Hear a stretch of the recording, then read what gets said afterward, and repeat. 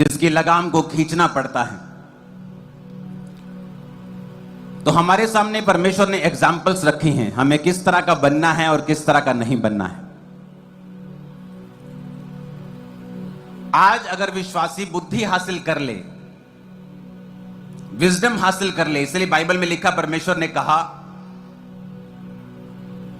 कि बुद्धि जो है वो कुंदन से भी कीमती है, जो बुद्धि है वो हीरे और मोती से भी कीमती है।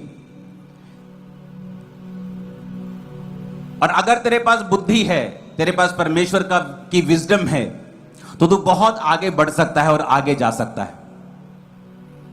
हम बाइबल में से कुछ एग्जाम्पल्स अगर देखते हैं, डैनियल की एग्जाम्पल जिस तरह हमने बाइबल में देखी है, तो वचन ये कहता है कि जो डैनियल था उसमें परमेश्वरीय बुद्धि थी।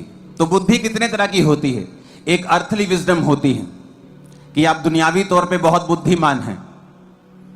कुछ लोग अनपढ़ होते हैं लेकिन मैथ का उनको बड़े तगड़े तरीके से हिसाब किताब कर लेते हैं। मेरे रिश्तेदार हैं, आड़तीये हैं कई, और कई तो जो बुजुर्ग थे बहुत पुराने, एक भी क्लास नहीं पढ़े थे, लेकिन लाखों रुपए का हिसाब, उस जमाने में भी लाखों, अब को लगा लो करोड़ों का हिसाब बिना कैलकुलेटर के हाथों से कर लेते थे। उसे अर्थली विजडम बोलते हैं, दुनियावी विजडम। एक होती है इंटेलेक्चुअल विजडम, यानी पढ़ाई की विजडम, जो आप पढ़ाई करके हासिल करते हैं। एक होती है हेवनली, खुदा की ओर से स्पिरिचुअल विजडम। एक होती है डेविलिश विजडम, कि शैतानी बुद्धि, कि वो बंदे जो हैं वो स्कूल में तो नहीं पढ़े हैं लेकिन तब भी शैतानी बुद्धि है उनमें। जिस तरह डैनियल के साथियों ने उसकी चुगली खाई थी और राजा को कहा था कि अगर कोई बंदा तेरे अलावा किसी और देवता की उपासना करे तो वो शेरों की मान में डाल दिया जाएगा।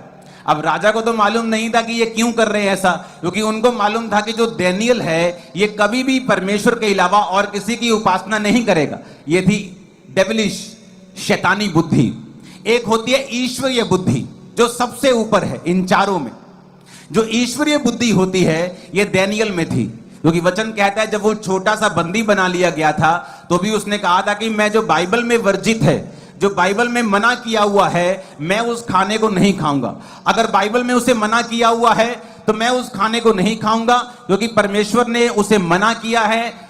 तो मैं मर भी जाऊंगा लेकिन वो चीज नहीं करूंगा जो बाइबल में मना है। और जब आप ईश्वरीय बुद्धि का प्रयोग करना शुरू करते हैं, चाहे वो दुनिया की निगाह में उस समय नॉनसेंस लगे, तो बाइबल ऐसा कहती है कि आप लोग आगे बढ़ते जाते हैं और परमेश्वर से आशीषों को लेते जाते हैं और आप अपने नेक्स्ट लेवल में प्रवेश करते हैं। हालेलुया। अब जो आपके हाथ में खाना है आज, क्यों परमेश्वर ने कहा कि हमें आज खाना है, आज हमें ये चीज, ये फूड को लेना है परमेश्वर की उपस्थिति में।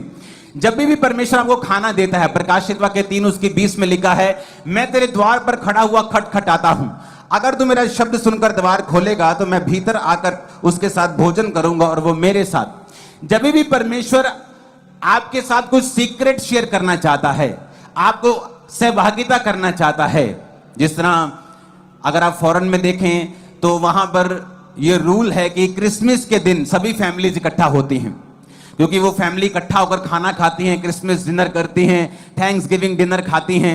जब खाने की बात होती है, इसका मतलब यह है कि आप एक बॉन्ड, आप एक संबंध, आप एक संबंध, एक सहभागिता अपने परिवार वालों के साथ शेयर करते हैं, और उसमें परमेश्वर आपको भेदों को बताता है। दूसरे खाने का मतलब भजन संहिता 23:5 में लिखा है, उसका मतलब यह है, परमेश्वर ने कहा, तू मेरे सताने वालों के सामने मेज बिछाता है, तूने मेरे सिर पर तेल मला है, मेरा कटोरा उमड़ रहा है। यहां पर दाऊद ये कहता है, परमेश्वर का वचन ये कहता है कि तू मेरे सताने वाले के सामने मेज बिछाता है। मेज का मतलब क्या होता है कि उस मेज के ऊपर क्या रखा है? तरह तरह के खाने की डिशेस रखी हैं। तो उसने कहा, तू मेरे सताने वाले के सामने मेरे लिए मेज बिछाता है। परमेश्वर भी क्या कहता है कि मैं, जब तू द्वार खोल देगा, मैं तेरे साथ भीतर आकर खाना खाऊंगा, मैं तेरे साथ सहभागिता रखूंगा। आज दो चीजें होंगी आप जब ये खाएंगे। पहला काम आपने ये करना है कि अपनी लाइफ में आपको जीसस क्राइस्ट को अपना उद्धारकर्ता ग्रहण करना है। अगर आपने बपतिस्मा नहीं लिया तो आपने ले लेना है। अगर आप बैक स्लाइडेड हैं, क्योंकि ये वचन उन लोगों के लिए लिखा गया है जो मसीह में होते हुए भी प्रार्थना नहीं करते, मसीह में होते हुए भी लंगर प्रसाद खाते हैं, मसीह में होते हुए भी बैकस्लाइडेड हैं, मसीह में होते हुए भी चुगलियां, निंदा, सब चीजों को करते हैं। परमेश्वर ने वचन उन लोगों के लिए लिखा कि अगर जब मैं तेरे द्वार पे खड़ा हुआ खटखटाता हूं, कि ये अविश्वासियों के लिए नहीं कहा, ये विश्वासियों के लिए कहा, क्योंकि ये कलीसिया को बोला गया है, और कलीसिया यानी विश्वासी लोग। तो जब परमेश्वर वो कहता है कि मैं खटखटा रहा हूं, और जब अगर तू द्वार खोल देगा, अगर तू पाप छोड़ देगा, अगर तू गलत रिलेशनशिप्स को छोड़ देगा, अगर तू सब गंदे कामों को छोड़ देगा, तो मैं तेरे पास भीतर आऊंगा, तेरे साथ खाना खाऊंगा, यानी सहभागिता शेयर करूंगा। जब आप परमेश्वर के साथ सहभागिता करते हैं तो क्या होता है, आप धर्मी जीवन जी पाते हैं, आप जयवंत जीवन जी पाते हैं। और दूसरा, परमेश्वर ने कहा जब खाने की बात होगी, जब आप ये खाएंगे आपके सामने की मेज से, तो इस बात को आज नोटिस करना, दो चीजें आपके साथ होंगी। पहला, आपका परमेश्वर के साथ ऐसा संबंध पहले कभी नहीं रहा होगा जितना गहरा आप इस स्वीट के बाद अपनी लाइफ में महसूस करेंगे।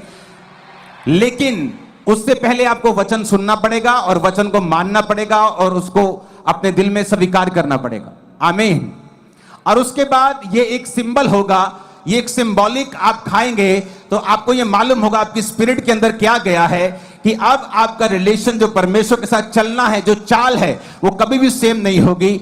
और परमेश्वर, जब आप प्रार्थना में बैठेंगे, जब आप बाइबल के लिए बैठेंगे, परमेश्वर नए भेदों को आप पर जाहिर करेगा, सहभागिता आपके साथ रखेगा, आपकी लाइफ को इजी बनाएगा, आपको डिलीवर करेगा, आपको हील करेगा। आपका शरीर पहले जैसा कभी नहीं होगा, यह मजबूत होगा। आपका परिवार कभी नहीं सेम रहेगा, आपका फाइनेंस सेम नहीं रहेगा।